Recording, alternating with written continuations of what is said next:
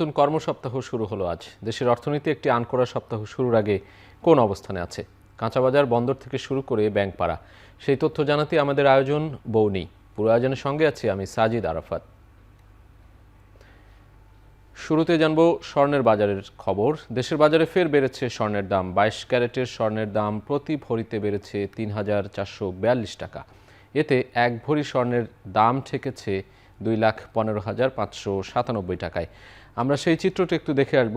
Bangladesh jewellers association সবশেষ যে দাম বাড়িয়ে যে দাম দরটি ঠিক করেছে সেটি আমরা দেখছি 14 ডিসেম্বর থেকে কার্যকর হবে, অর্থাৎ আজকে থেকেই কার্যকর হবে। এটি গতকাল বাজুসের যে বিজ্ঞপ্তি সেটিতে জানানো হয়েছে। 22 ক্যারেটের দাম আমরা দেখতে পাচ্ছি ২,১৫,৫৯৭ টাকা ভরি।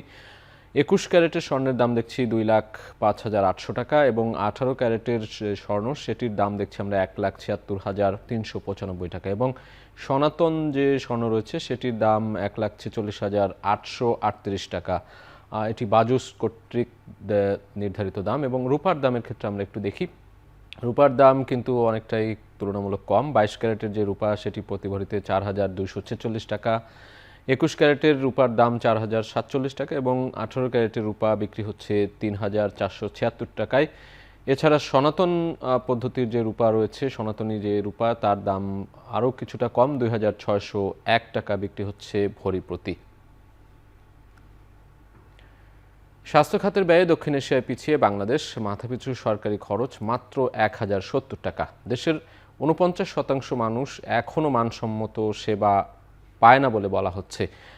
গতকাল একটি সেমিনারে এই তথ্যগুলো জানানো হয়। আমরা সেই তথ্যগুলো একটু দেখতে চাই যে স্বাস্থ্য খাতের ব্যয় অনেক কম বলা হচ্ছে। চিকিৎসা ব্যয়ে $5 বিলিয়ন দেশের বাইরে চলে যাচ্ছে। অর্থাৎ বাংলাদেশের যে স্বাস্থ্য ব্যবস্থা সেখানে কিন্তু অনেকটাই মানুষের ভরসা কম, কিন্তু চিকিৎসা ব্যয়ের কারণে প্রায় $5 বিলিয়ন দেশের বাইরে চলে যাচ্ছে। বিভিন্ন জায়গায়, বিভিন্ন দেশে, প্রতিবেশী দেশগুলোতে, ভারত, থাইল্যান্ড সহ মালয়েশিয়ায় চিকিৎসা নিতে যাওয়া যে মানুষের হার সেটি বাড়ছে। এবং কিছু তথ্য এখানে আমরা জানিয়ে রাখতে চাই। দেশের স্বাস্থ্য খাতের বাজার 10% হারে বাড়ছে।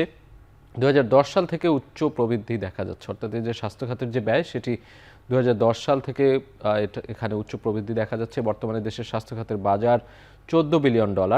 7 বছরের মধ্যে সেটি দ্বিগুণ হয়ে $23 বিলিয়ন হতে পারে বলা হচ্ছে। ভারতে চিকিৎসা নিতে যাওয়া ভিসার প্রায় 52% বাংলাদেশি। অর্থাৎ বাংলাদেশ ছাড়াও ভারতে চিকিৎসা নিতে যাওয়া যে মানুষ তাদের প্রায় 52%, অর্থাৎ অর্ধেকেরও বেশি বাংলাদেশি সেখানে আমরা দেখতে পাচ্ছি। এবং স্বাস্থ্যসেবায় মাথাপিছু সরকারি খরচ মাত্র ১,০৭০ টাকা। এটি সবশেষ যে পরিসংখ্যান ডিসিসিআই তাদের একটি পরিসংখ্যান কিংবা তাদের একটি যে পর্যবেক্ষণ, সেই পর্যবেক্ষণে উঠে এসেছে এই তথ্যগুলো।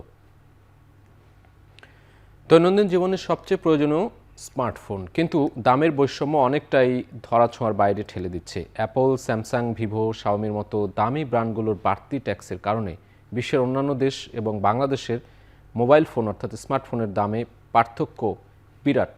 সেটি আমরা একটু দেখব। কোন দেশে কত আসলে ট্যাক্স অর্থাৎ শুল্ক, বিশ্বজুড়ে স্মার্টফোনের যে শুল্ক সেটি দেশভিত্তিক পরিমাণ আমরা এখানে দেখাতে চাই। প্রথমে রয়েছে, আমরা দেখছি শীর্ষে অবস্থান করছে বাংলাদেশ। 61.8% স্মার্টফোনের ওপরে শুল্ক দিতে হয়।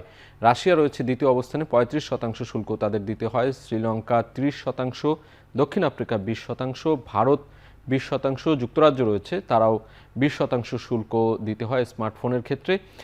সৌদি আরবে দেখছি আমরা সেটি আরও খানিকটা কম, 15%, এবং চীনে দেখছি 15%।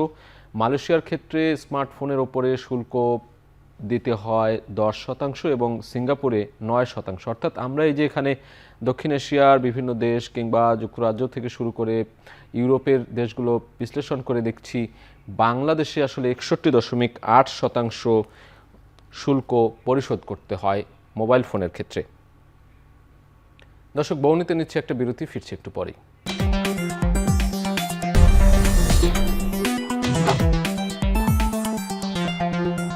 ফিরে এলাম বিরতির পর। আপনারা দেখছেন বৌনি।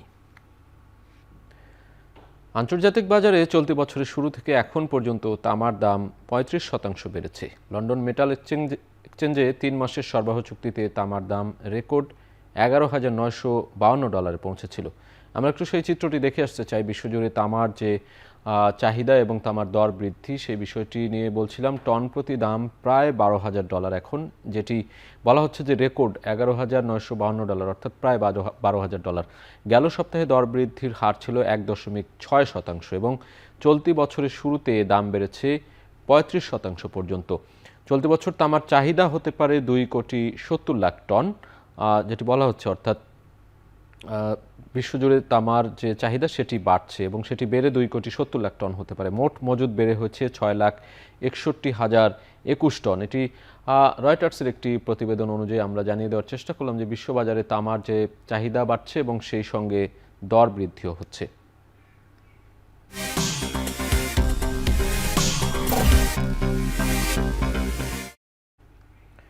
সপ্তাহ শুরুতে ঢাকা স্টক এক্সচেঞ্জ ডিএসইতে লেনদেন চলছে। সবশেষ অবস্থা জানতে আমরা ডিএসইর ওয়েবসাইট দেখে নেব।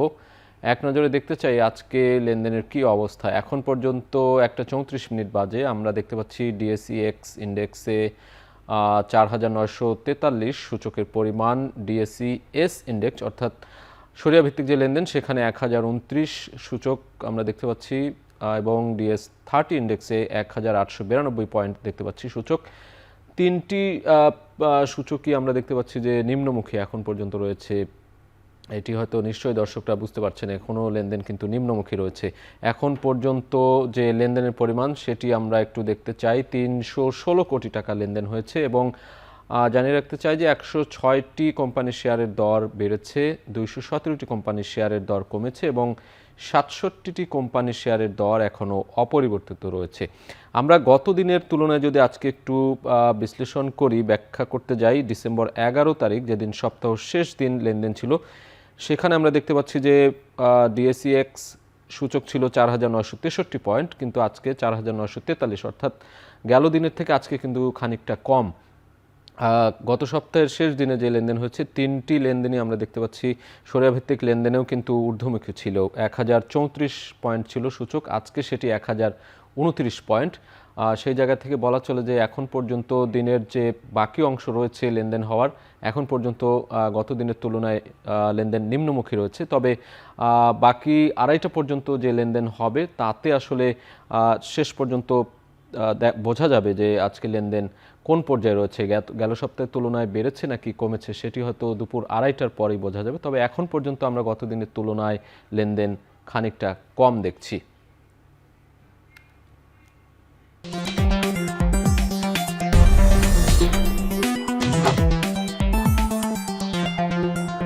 ফিরে এলাম বিরতির পর। আপনারা দেখছেন বৌনি।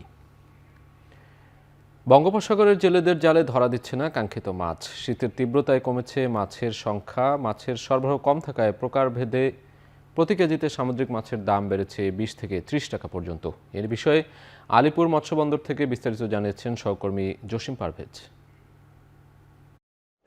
শীত মৌসুম শুরু হয়েছে, সে কারণে কিন্তু বঙ্গোপসাগর এবং সকল নদ নদীতে মাছের বিচরণ কমেছে। সে কারণে কিন্তু জেলেদের জালে মাছের ধরা কম দিচ্ছে এবং একই সঙ্গে সরবরাহ কম রয়েছে। প্রকারভেদে প্রতি কেজি মাছের দাম 20 থেকে 30 টাকা বেড়ে বেচা বিক্রি হচ্ছে। এখানে আজ 1 কেজি ওজনের যে ইলিশ তা আজ বেচা বিক্রি হচ্ছে প্রতি কেজি 2,000 থেকে 2,200 টাকা প্রতি কেজি। এছাড়া যে 800 থেকে 900 গ্রাম ওজনের ইলিশ তা আজ বেচা বিক্রি হচ্ছে 1,650 থেকে 1,700 টাকা প্রতি কেজি এবং 500 থেকে 700 গ্রাম ওজনের যে ইলিশ তা আজ বেচা বিক্রি হচ্ছে 1,200 থেকে 1,500 টাকা। 400 গ্রাম ওজনের ইলিশ তা আজ বেচা বিক্রি হচ্ছে 750 থেকে 800 টাকা প্রতি কেজি। এছাড়া যে পোয়া মাছ বিক্রি হচ্ছে 300 থেকে 400 টাকা প্রতি কেজি এবং ডান্ডি মাছ বিক্রি হচ্ছে 350 থেকে 400 টাকা। লইট্টা মাছ বিক্রি হচ্ছে 100 থেকে 150 টাকা। ফাইসা মাছ বিক্রি হচ্ছে 100 থেকে 400 টাকা পর্যন্ত আকার ভেদে। এছাড়া যে অন্য অন্য মাছ সেগুলোও কিন্তু এখানে বেচা বিক্রি হচ্ছে এবং এখানকার যে কুয়াকাটা সংলগ্ন যে ফিশ ফ্রাই মার্কেট রয়েছে সে সকল মার্কেটেও এখানকার মাছের চাহিদা রয়েছে। এক কথা বলা যায় যে এখন পর্যন্ত মাছের আকাল থাকলেও প্রতিদিন কোটি টাকার মাছ বেচা বিক্রি হচ্ছে এই অবতরণ কেন্দ্রে। এই ছিল আমার কাছে সবশেষ। পেঁয়াজ আমদানির অনুমতি দেওয়ায় হিলিতে এবার কমতে শুরু করেছে পেঁয়াজের দাম। কেজিতে 10 থেকে 15 টাকা কমেছে পেঁয়াজের দাম। এ বিষয়ে বিস্তারিত জানাতে হিলি স্থলবন্দর থেকে যুক্ত হচ্ছেন সহকর্মী সোহেল রানা। আমরা সোহেল, আপনার সাথে যুক্ত হতে চাই। এখন পর্যন্ত কি পরিমাণ পেঁয়াজ আমদানি হয়েছে এবং সেখানকার ব্যবসায়ীরা কি বলছেন, কি জানতে পেরেছেন জানাবেন।